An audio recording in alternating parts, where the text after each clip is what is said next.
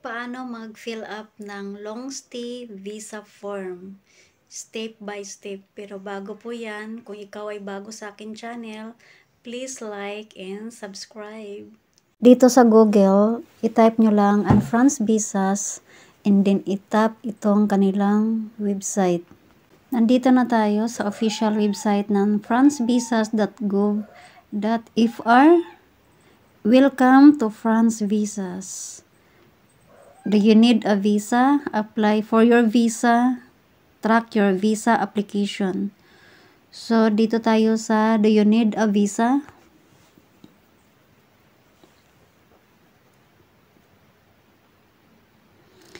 Ayan, basahin lang yan. Do I need a visa? Next step, do I need a visa? Field mark with asterisk are required.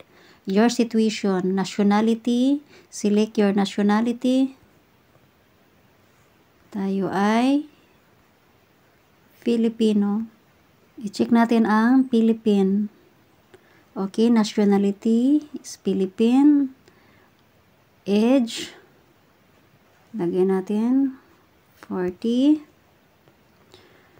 Are you a French spouse?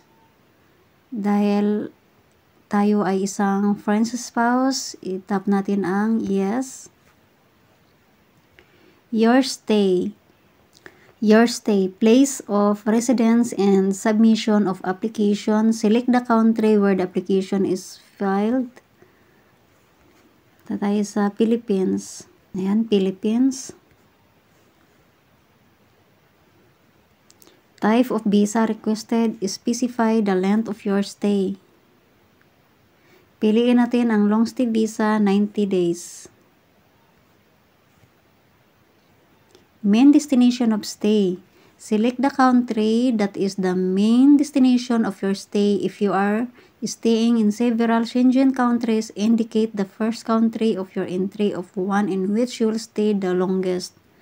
So, piliin natin ang France Metropolitan. Your travel document. Ayan na, nakalagay ang Philippines. Your travel document.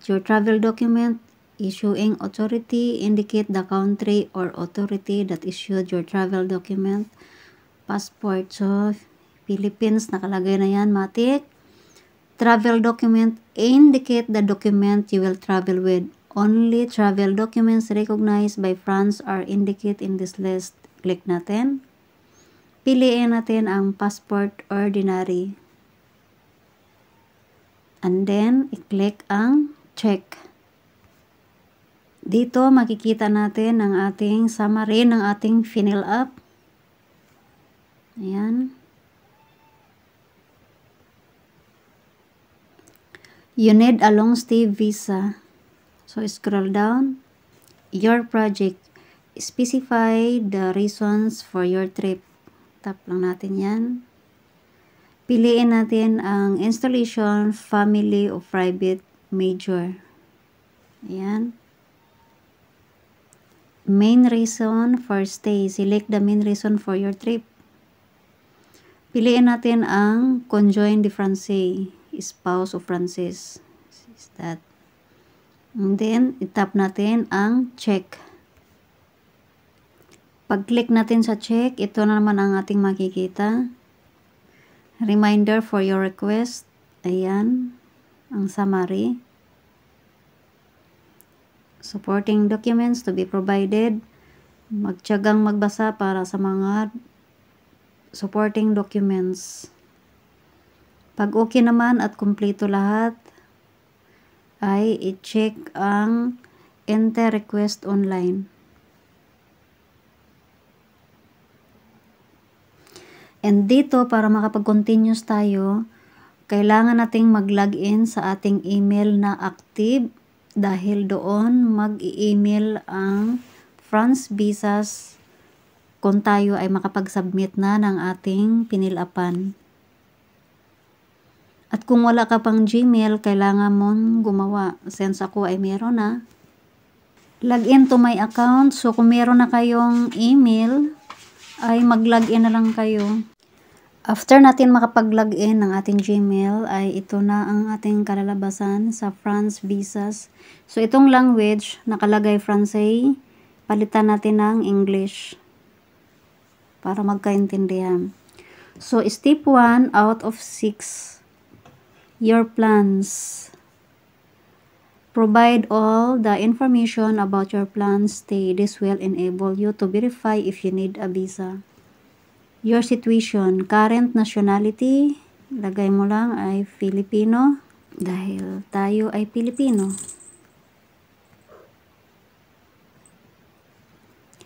Do you join or travel with a family member from an EU country? Palagay natin is no. Your stay, place of submission of application. Please select where you would like to submit your application, usually in your country of residence.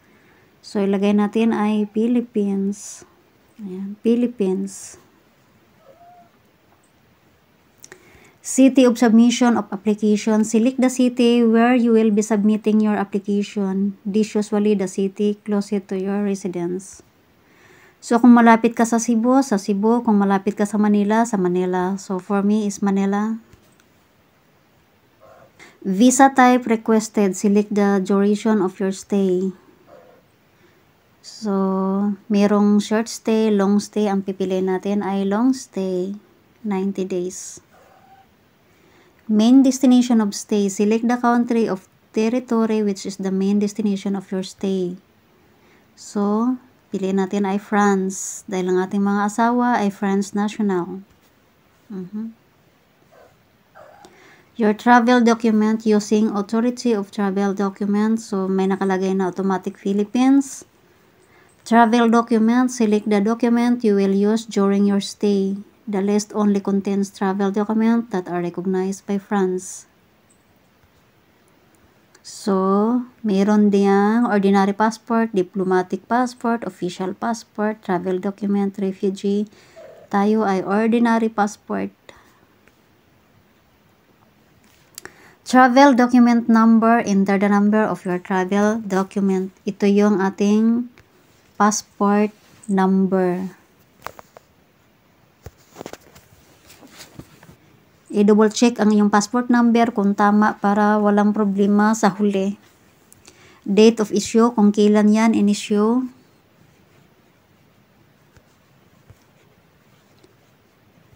Date of issue, indicate the date of issue of your travel document. Expiry date. So, ilagay ang expiry date. Your plans, why are you making this trip? So, kung business, family or private settlement, minor child, other.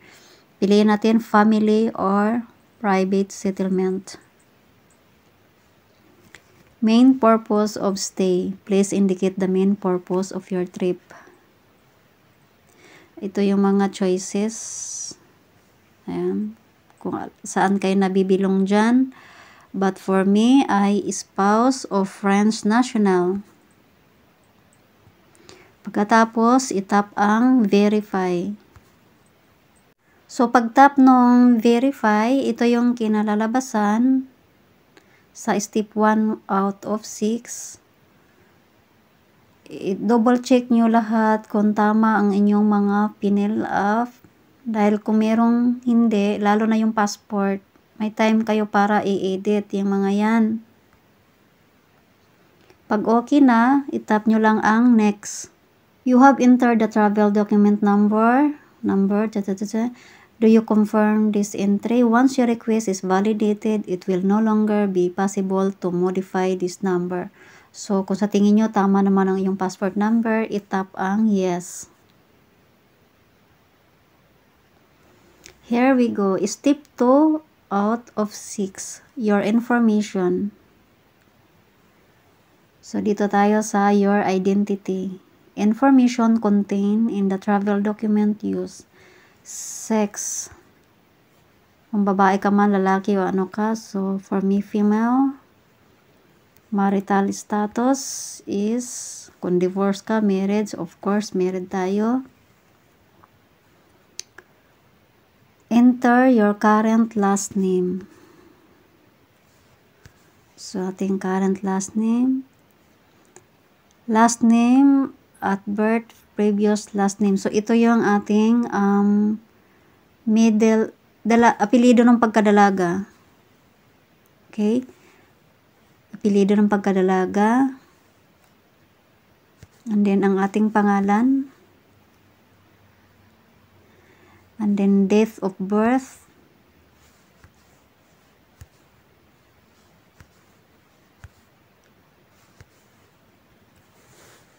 So, yan yung birthday, lagay. Place of birth. Kung saan kayo pinanganak. Country of territory of birth. Of course, Philippines. Dahil sa Philippines tayo pinanganak. Philippines. Current nationality, of course, Filipino. National ID, kung ano man yung national ID nyo, ilagay nyo yan dyan. Nationality at birth, of course, Filipino. Choose ang Filipino para sa nationality at birth. Your personal information, address, postcode, city, country of territory, of course, Philippines. Dahil taga Philippines tayo, click natin ang Philippines.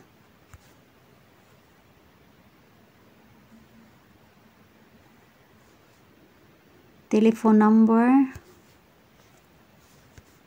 Yung inyong cellphone number, pwede nyo ilagay dyan. Email address.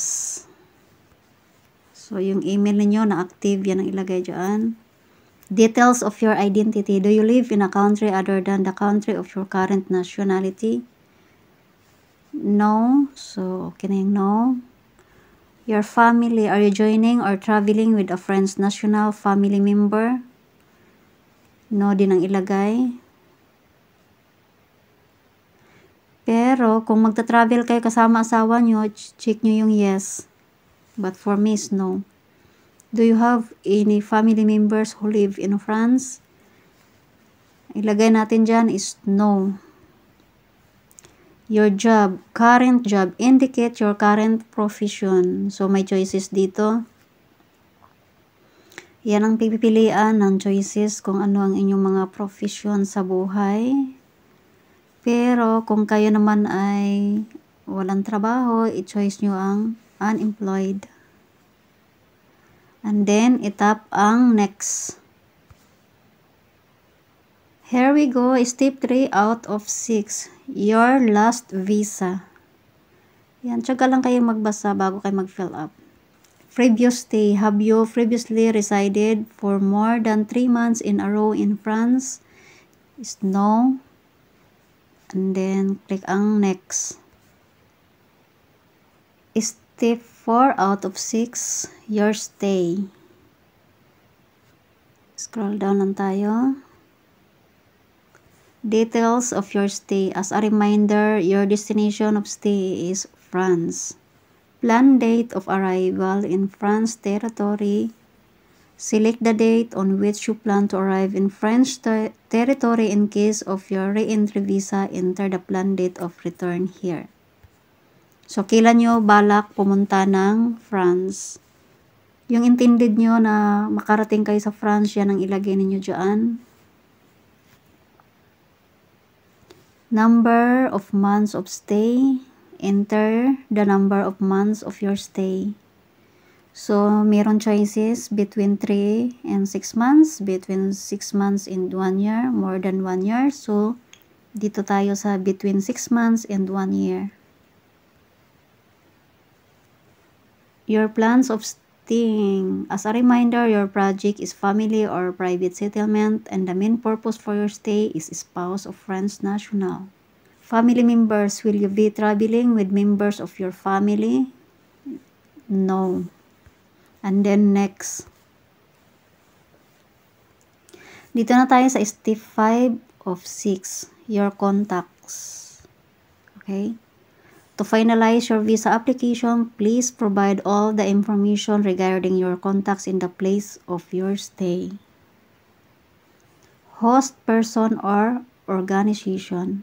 Dito tayo sa a person will be accommodating me. So, tap lang natin yan. And then, name. Pangalan ng taong magpapunta sa atin sa France or pangalan ng ating mga asawa. Address, yung complete address nila sa France. And then, postcode nila. And then, city.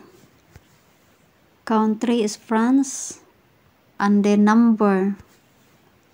Ang number sa France na inyong pupuntahan. Enter the telephone number that can be used to contact your host. So, ito yung telephone number ng inyong mga asawa na inyong pupuntahan. At number nila yan sa France. And then, email address. Enter the email address that can be used to contact your host. So, email address ng inyong husband. Dito tayo sa funding of travel cost.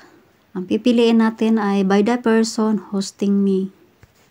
Means of subsistence, i-click ang all expenses covered during stay. And then, itap ang next. So, here we go. Step 6 out of 6. Your supporting documents. So, magtiyaga lang kayong magbasa dyan.